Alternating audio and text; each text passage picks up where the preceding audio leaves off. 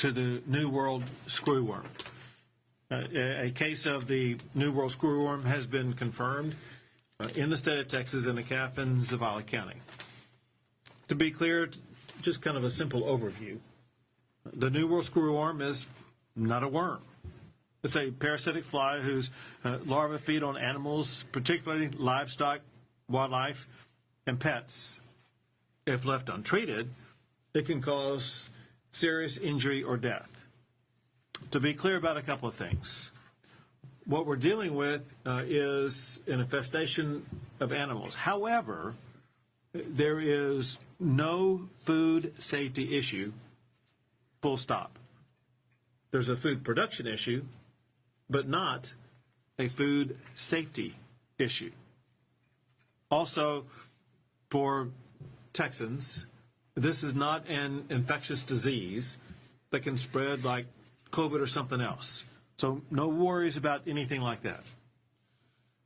I want everybody to know that there's a very well long-established prevention and cure for the spread of the New World screwworm, a cure and prevention that the federal government has implemented in the past. It involves the release of sterile flies. It breaks the pest's reproduction cycle. The prevention requires the release of millions of sterile flies in targeted regions. The USDA is now importing and dispersing those flies into South Texas, and the USDA is also constructing a new sterile screwworm production facility in Edinburgh. It is essential that that facility be up and running as quickly as possible. Going back to last year, I directed state agencies to establish the Texas New World Screwworm Response Team. The team brought together livestock producers, veterinarians, wildlife experts, as well as federal partners to prepare a year in advance for what could be coming through Mexico to Texas. I also issued a statewide disaster declaration to mobilize resources and strengthen Texas's prevention and response efforts, once again in advance of the New World screwworm even making it to the state of Texas. Among other things, they have deployed strategies to contain and to control any spread of the New World screwworm in the state. Today, I am issuing an updated statewide declaration to make two things very clear.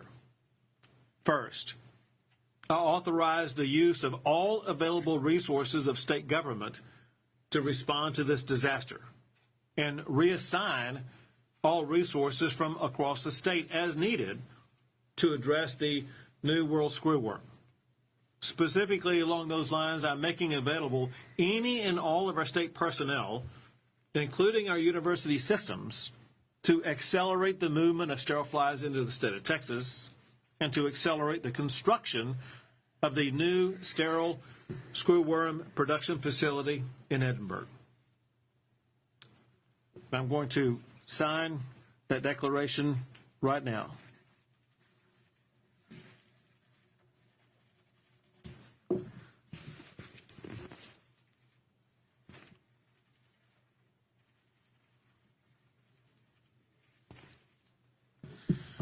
So the response, especially what's going on with regard to the facilities that are being constructed, is just one example of a way that, let's say, Texas A&M can be involved in this, where A&M will deploy immediately fly testing facilities to the area. They can do this and other activities through their county extension agents, where there will be someone talking more about that here momentarily.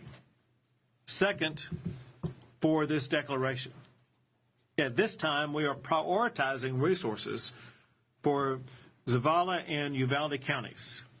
We will expand the prioritization list as needed, if needed, to any other counties where there is any identification of an infestation. Here's what Texans can do right now. Check your animals daily.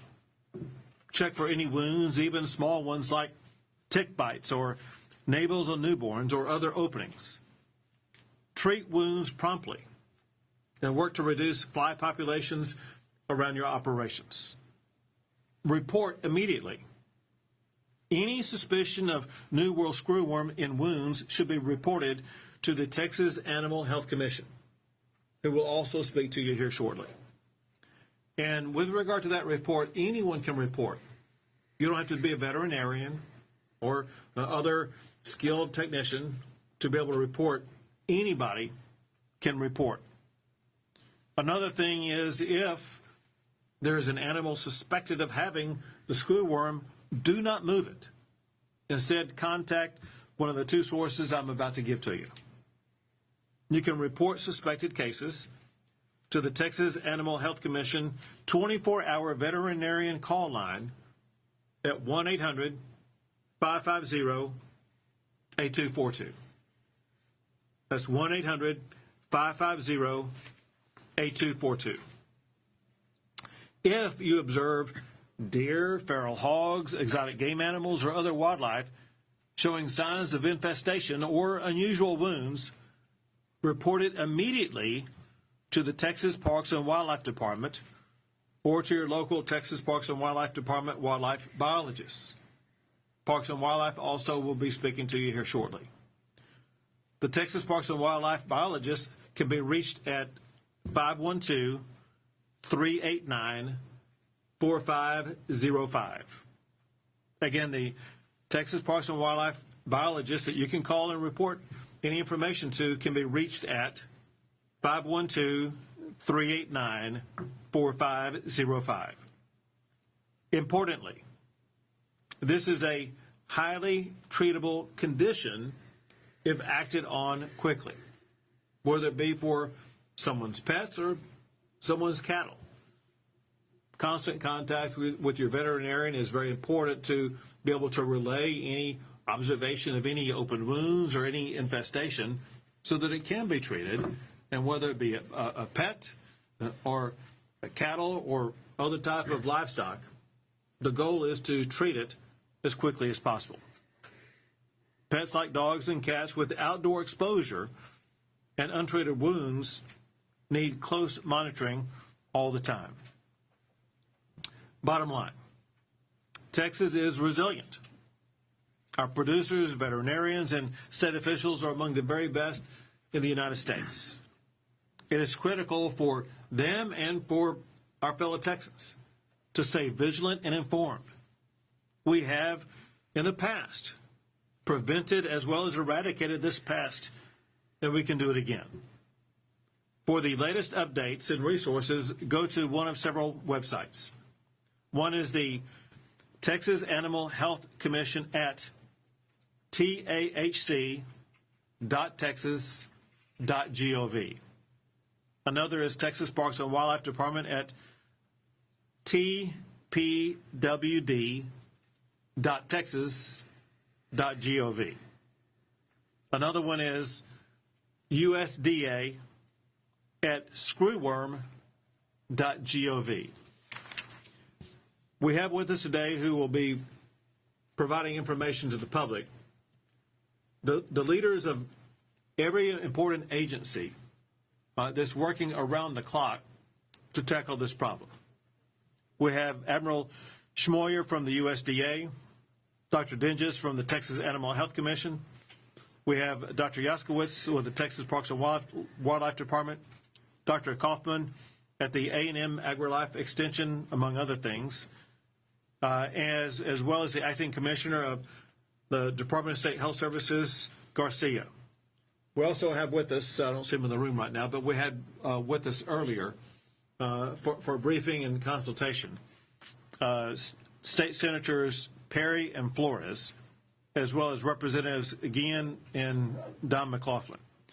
At this time, I turn things over to Dr. Dinges at the Texas Animal Health Commission. Well, thank you, Governor. Thanks for having us here today. It's extremely important that we continue to share accurate information, especially in this index case of New World screwworms in Texas. So I appreciate this group gathering here to hear that today. So This is not something we've wanted to have to face in Texas, but it's something we have prepared for some time. First, I want to make sure that you all have the very current update on the index premises that the infestation occurred. Texas Animal Health Commission USDA staff have been in close communications with the owner. The herd has been inspected for additional infestations. There have been none. The herd has been treated. The baby calf that had the infested navel wound is doing well, and the navel wound is healing nicely. The owner and ranch foreman's cooperation and their continued vigilance has been excellent. To paint the picture of the response and how preparedness and coordination efforts have paid off so far, the Texas Animal Health Commission and USDA had discussions about the increased cases in Mexico over this past weekend, especially in the state of Coahuila. So we decided over the weekend to get teams on the ground to do targeted outreach in the area from Eagle Pass up to the Amistad recreation area above Del Rio there. And we also discussed deploying ground release chambers to disperse sterile flies in the area, as well as increase the number of surveillance traps in the same area there along the river. With those precautionary actions and boots on the ground, we were able to pivot those operations as soon as a report of suspicious larvae there in Zavala County earlier this week. Since then, the efficient and coordinated effort between USDA, the Texas Animal Health Commission, and Texas Parks and Wildlife Department at all levels of this response should be reassuring the rest of the state and the nation that we are doing any and all things possible to stop the spread of New World screwworms. As we speak, the Texas Animal Health Commission teams are conducting active animal surveillance in the infested zone. We've had tremendous cooperation from the public, animal owners, and landowners we have interacted with in the zone. We've made significant progress to evaluate the situation, deploy sterile flies to release in the area. We've made ground release chambers. We've put out ground release chambers in the area. We've stopped animal movements out of the zone. Those animals having proper inspections to move out of those zones. We've done our due diligence to educate the landowners on the current situation and this pest. We want to thank the officials in the area for their cooperation and assistance with road stop inspection checkpoints, and sharing accurate information has been a great asset. The goal of our response efforts is to prevent the spread of New World screwworms out of this zone, but keep the continuity of business going. We need people in the zone and across the state to continue to report suspicions as soon as they see them. If you suspect an animal is infested with New World screwworms, notify the Texas Animal Health Commission or your local veterinarian immediately. Quick notification leads to quick detection and quick response to stop this pest from spreading. Animals will still be able to move. We'll just need to make sure that they're moving safely and not moving the screwworm with it. To wrap up here, I want to remind everyone a few key points. First, this is not a food safety issue. This is a food production issue. New World screwworms do not infest meat, fruits, vegetables, or other food sources. Next, infestations from the pests can be prevented. Animal owners need to look at their animals as often as possible. Stay vigilant, monitoring for wounds that can be covered or treated. This is not an infectious disease. And these flies have to either lay eggs in, on, or near the wound for the animal to become infested. Treat and cover wounds as quickly as possible. We have heard a lot of buzz about the use of Ivomec and wanted to remind everyone that the injectable form of this product has been FDA approved for the prevention of New World screwworm. It needs to be administered properly and judiciously in accordance with label requirements and is directed by the licensed veterinarian to be effective and to not create resistance. Finally, this is also a highly treatable condition if your animal does have an infestation. We have many tools in our toolkit today to prevent devastating impacts that we didn't have before. We want to remind folks that veterinary-client relationship is critical to best address specific animal and operational needs for treating New World screwworm infestations. Judicious use of animal prevention and treatment drugs need to be followed. I want to reassure all of you that we've been preparing for this and are taking rigorous actions to protect the rest of the state in the nation from this pest. We appreciate sharing of accurate information and will continue to be transparent and provide updates on the situation as we receive them. Thank you. Thank you very much. Next is Admiral Schmoyer from the United States Department of Agriculture. Thank you, sir. Good day. Our highest priority, the priority of USDA as well as Secretary Rawlins, remains addressing and protecting the United States from New World screwworm. We continue to leverage all the tools at our disposal to be able to address this and tackle it. We work very closely with our Texas Animal Health Commission colleagues. In fact, this is probably the furthest I've been away from Dr. Dinges in days. We have pivoted as a department within hours when we were notified that there was this case that was presumptive positive. And so consequently, I was literally on a flight and was turned around to be able to be at Dr. Dinges' doorstep. The reason I point that out is because we have been working together for over a year. We've been looking at this as it has been moving through Mexico. We understand that when it was first detected in Mexico in November 2024, every single predictive model, every single one estimated that this was going to arrive in the United States last summer. It did not. The reason it did not is because we take a very aggressive approach.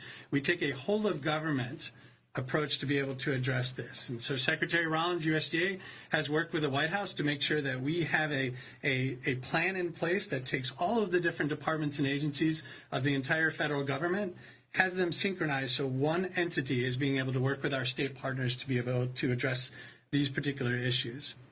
Our aggressive actions has slowed down the pest. We knew it was a challenge because we did not have enough flies yet. There are more flies coming on the way. Right now, we have 100 million sterile flies that we manufacture in Panama at a joint facility, U.S. government Panama facility, and we bring these flies to both Mexico as well as Texas since this past January to be able to disperse them where they need to go. The way we do this is we use science. We have predictive analytics, forecasting, and modeling to tell us what is the best way to be able to distribute these flies before they're going to be needed. And so in essence, it's not where the flies are today, but where they could be weeks from now. We've been working very closely with Texas Animal Health as well as Texas Parks and Wildlife to be able to assess over the last year and a half how to best use these flies when we have a limited number until we get the number that we actually need. As the governor mentioned, we continue to share the latest information as well as updates that we have. We also provide daily updates on screwworm.gov. We also list all those Mexico cases that are within 400 miles of the United States. As was mentioned, USDA did confirm the first active New World screwworm case in the United States in Zavala County, Texas. This was back 2 days ago. I want to emphasize that there is only one confirmed infested animal. In addition to that, this is, as was mentioned, not a food safety issue, and USDA inspections are ongoing, and I'll give you a sense of where we are on the ground in partnership with those at the table with me. USDA has 28 responders that are on the ground already, not including myself. We also have 4 that are scheduled to be here momentarily. These are veterans. These are also, veterinarians, and also animal health experts that are here to be able to support where the needs are and to be able to complement Texas' existing efforts. As we look at what we're doing, we're also bringing those pieces of equipment that are critical to the response. So this includes New World screwworm response cargo trailers. These trailers are mobile response units that allow for both the USDA team as well as our Texas partners to be able to address screwworm where it needs to be where it needs to be addressed, how it needs to be addressed, and with those tools that are necessary. So those tools may include things such as traps. They may also include things along the lines of ground release chambers, as Dr. Dinges has mentioned. We are already working with Texas Wildlife to be able to look at those issues and those aspects that relate not just to the livestock side, but also on the wildlife side. For your awareness, we have dispersed over 130 million flies in Texas since January. In addition, we have done an aerial dispersal of over 120 million flies, with ground release chambers, as was mentioned, about 4.3 million. The reason I put these numbers out there is we use the science to be able to determine where is the best place to disperse these limited sterile flies, but again, more are coming. We also use science to determine where we think that the fly might be, the natural fly, or the wild fly, or the cases could be. We also use the appropriate mechanisms that are in place to be able to disperse those flies in the most effective way. So that could be by air, could be by ground release chambers. It could even be by trucks that we have. We work very closely with our Texas partners on aspects associated with trapping. These are our early indications and warnings as far as traps that can detect the movement of the fly. And so we have worked very closely with both of my counterparts at the table here, Texas Park and Wildlife, as well as Texas Animal Health, to be able to work with those landowners to be able to put the traps where they are needed to help us understand where the fly might go, where it could be, or where it is. And so consequently, the relationship that we have between the three entities is critical for this response, and we appreciate the partnership that we have with them. Sir? Thank you very much. Next, we have Dr. Yaskowitz with the Texas Parks and Wildlife. Thank you, Governor. Texas Parks and Wildlife personnel are working in unified command alongside USDA and Texas Animal Health Commission. We currently have our Incident Command Leadership Team in Eagle Pass at the Incident Command Post. The department will continue to deploy personnel to the area today and tomorrow, consisting of wildlife specialists working alongside our district game wardens to be responsive to needs. We are positioned to ramp up personnel as the situation dictates. In the first 48 hours, the department shared relevant information with 26,000 landowner cooperators and permit holders, encouraging them to share with the department any suspect of New World screwworm.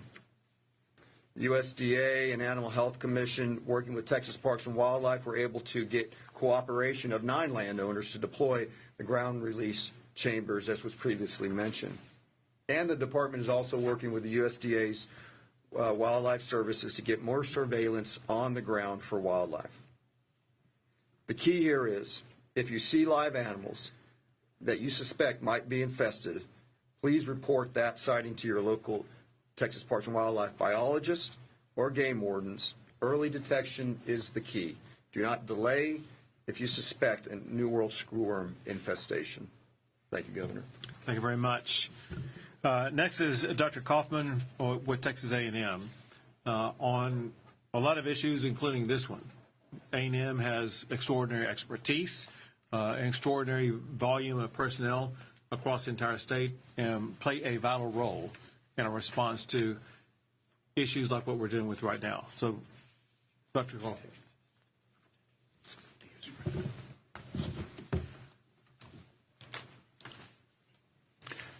Thank you, Governor Abbott, for hosting this event and bringing this to everyone's attention.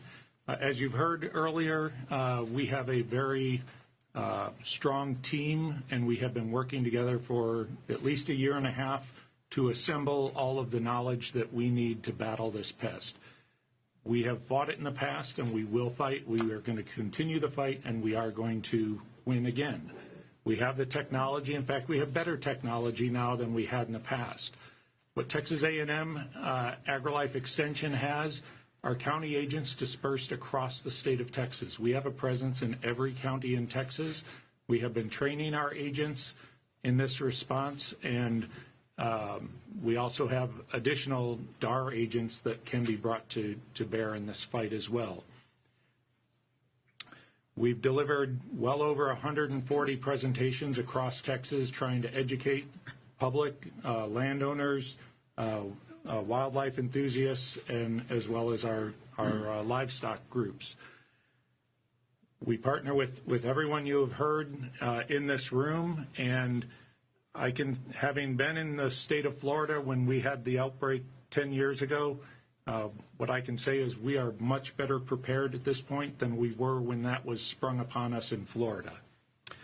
I reiterate that we really need people to report if they find screwworm larvae. Any larvae on a living animal is a reportable issue, and what that does is lets us mobilize more quickly so that we can get to the animal, provide treatment to it, eliminate those fly larvae from becoming adults and perpetuating the problem. The other issue that everyone needs to understand is that this fly moved extensively the last time we had it in Texas because humans put animals into vehicles and drove them great many miles. If we can stop that, we have a much better chance of keeping this infestation and even eliminating this initial infestation our chances increase considerably. We have developed considerable education materials. Those are on our AgriLife Extension website, and encourage anyone to get to those. Several documents have been translated into Spanish, and others are on the way. And we will continue to provide education. We also bring the power of the research enterprise at Texas A&M. We have some of the best researchers in the world, and they are most certainly engaged in this battle. And I would encourage anyone to visit agrilifeextension.tamu.edu for our educational resources. Thank you. Thank you very much. Next is the Acting Commissioner for Department of Health Services, Acting Commissioner Garcia.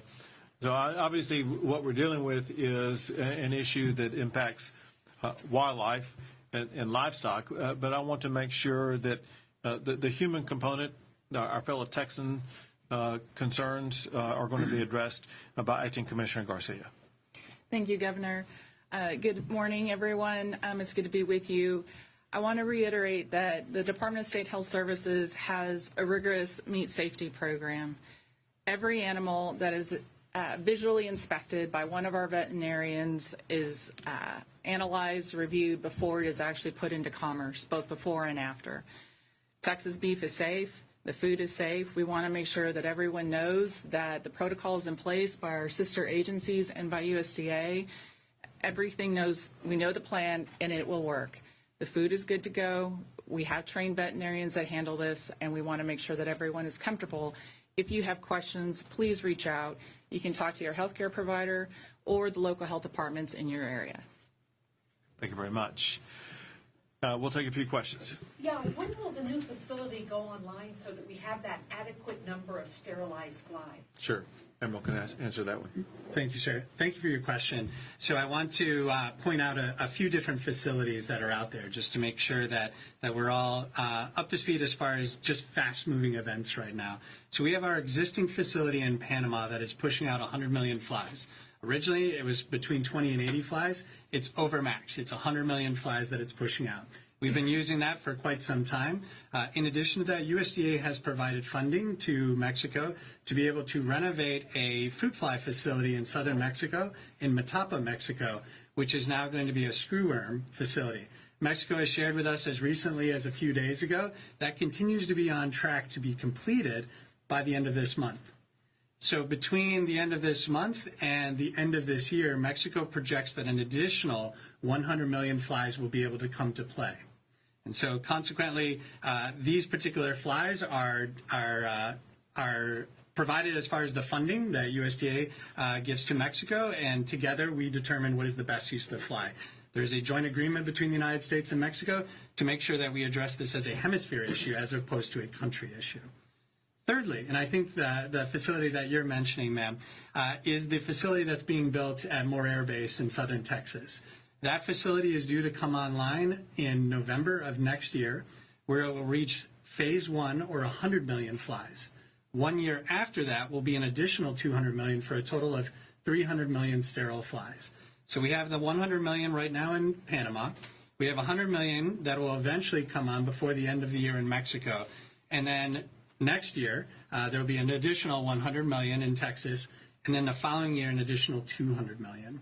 And so consequently, as we are looking at these things coming online, the Secretary, as well as the White House, has been doing everything we can to expedite this process. U.S. Army Corps of Engineers is running the show as far as the Moore Air Base facility. They have never moved this fast. They have been able to unleash every single lever that would prevent them from moving forward at a very fast rate. That includes being able to address things like environmental requirements, hiring, construction, infrastructure. And so we are doing everything we can to be able to move faster than it's ever been done before. The last thing I'll say, ma'am, on that is this facility at Moore Air Base in Mission, Texas, is the size of 2 Costco's. In addition to that, the facility is what's called a biosecurity laboratory 2+, or essentially a controlled facility for biological threats. So it adds a little bit new of a dimension as far as what is entailed when you're actually doing the construction. Is there a chance with the expedited processes that you will get it online before November of next year? The governor had just provided that incentive, and so we are going to do everything we can to keep moving faster than anything ever has been. This was projected. The plans alone, ma'am, were expected to be about a year to develop. Those plans were done in a couple of months. So the construction that they're moving is years ahead of schedule of what was originally projected. And so we're going to work with Texas to do everything we can to move it as fast as possible. I specifically offered any and everybody from Texas A&M, anybody and everybody working in any state agency, offering to ensure that construction can be conducted 24 hours a day, 7 days a week, to make sure that the facility in the state of Texas will be up and running even faster than what is currently scheduled. How many flies do you need? That's an excellent question, sir. In the 60s, 70s, 80s, and 90s, when we were looking at moving the fly out of southern United States, the southern part of the United States, through Mexico, through Central America, we needed about 500 million flies a week. And so consequently, as we are looking at this TikTok, this timeline that we're developing, we're taking not just those estimates from decades ago, but actually using the science that we have developed in operational practices for decades, where we've been holding that fly back at the Darien Gap between South America and Central America. And so we've been doing this a long time, and we've been building and developing flies for a long time. We have been pushing out opportunities to be able to look at innovations to do this better, faster, stronger. We had a grand challenge that the Secretary had put out in January 21st. This year, and that particular entity was happening, and we were pushing out that grand challenge announcement. It was over $700 million worth of applications that came to us. We put out the application for $100 million, $700 million worth of ideas. We are moving fast, and we're committed to be able to releasing the results of those particular incidents this summer. And so a couple things. Number one, 100 million flies we're doing right now. It's going to jump up. It took 500 million in the past. We are looking at building up to that number, but we're also using science and technology and innovation to do whatever we can to make the best use of the flies that we have and hopefully decrease that number. To build on that, sir, you mentioned that was contained to Panama. Do you know why the Darien Gap in Panama failed? And two, since the ports were closed, do we know how this made it into Texas? It's an excellent question, sir. And so what we do is we're looking at the science. We're looking at, what are we seeing as far as potential movement. Some of the challenges that we've identified previously specifically relates to animal movement. And so consequently, as I know Dr. Dinges has said, and Dr. Kaufman previously, these flies generally don't fly very far in themselves. When we see these cases moving through Central America before November 2024, Mexico since November 2024, by and large, the vast majority of the cases are related to people moving animals that are infested.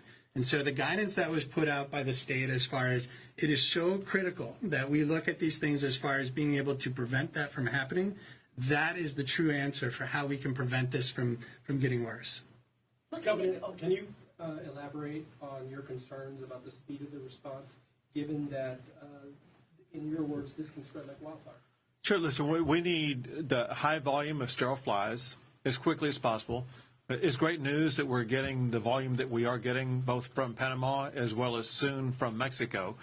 But listen, it's critical. The facility, the new facility that's being constructed in Texas right now, be completed even faster. Here's a reality about the cycle of this, and that is this is likely to spread over the course of the summer. During winter months, it may kill off the flies or reduce their number. We cannot make it through a second summer. And so what I'm pushing for is to try to get the facility under construction in the state of Texas completed by May of next year as opposed to November of next year. And I'm offering any and all assets and resources by the state of Texas to accelerate the completion of that construction project. Governor, do you know how this has affected the Mexican cattle industry? Any indication how that's going over there? Sure. So I'm going to have to defer to somebody else on that. Yeah, so we annually we import about 1.5 million head of cattle from Mexico into our into the United States to be fed at our feed yards and turned out in our grasslands. So the reports are that the Mexican government, or not the government, but the feedlot industry in Mexico are increasing their capacity to feed cattle in Mexico and retaining those animals in Mexico and ultimately taking them to the processing plants that are present in Mexico. Looking at your predictive models that y'all talk about, knowing you have one confirmed case in South Texas, what do you really think the situation is? We've got boots on the ground now, assessing that how widespread the issue is. We've got surveillance traps. We've got 3 zones set up, the infested zone, and then outside of that, 12 miles is the adjacent animal surveillance zone, and then we've got a fly surveillance zone up to 120 miles. So we're placing surveillance traps out in those areas. We've had 101 New World Screwworm specific surveillance traps from Brownsville to Del Rio in place since July of last year. We've trapped over 55,000 flies in Texas alone, and we have not detected a New World Screwworm fly as of to date. And we've got an infested case, but we haven't detected any wild type flies in these traps just yet. We'll take 2 more questions. Governor, do you have any sort of cost figure on what this disaster declaration will do? So listen, there'll be cost breakdown in several categories. One's going to be the construction of the new facility, which is being borne by the federal government. The other is the importation of these sterile flies, which is being borne by the federal government. The other cost will be all these different state agencies that have reported today. Listen, their personnel are highly involved, but that should be no new cost by the state of Texas. I'll be happy for the state of Texas to shoulder any additional costs that may be necessary that would lead to an acceleration of the construction of that sterile fly facility in South Texas. But here's the deal. Texas is willing to step up and offer the people and resources of our state to make sure that we accelerate any response to this New World Screwworm. 1 more, folks. There's been some criticism from some folks about the speed of the federal government's response to this. I was just wondering if you had any sort of response to that.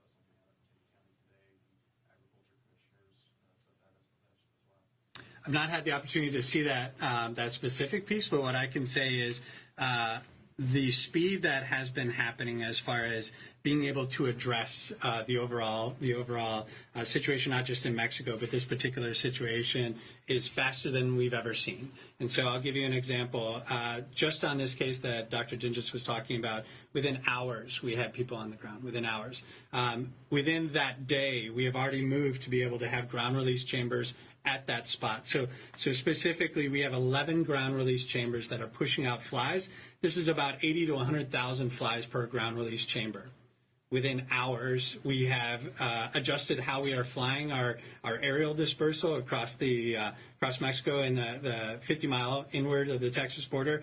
We were able to pivot that very quickly to be able to also be able to put what will be about 4 million flies a week on that particular spot. And so we've been able to pivot in hours. We look at this response in the matter of minutes and hours, not in days and weeks. And so consequently, the work that we've been doing with all of our partners at the federal level, whether it's Interior, Centers for Disease Control Prevention, EPA, FDA, everything that you can see on screwworm.gov, it is getting out to the public within hours or minutes. So, for example, the New World Screwworm Playbook is a guide that was developed in conjunction with our state partners that is able to tell people, here's the exact thing you do if this happens in your area.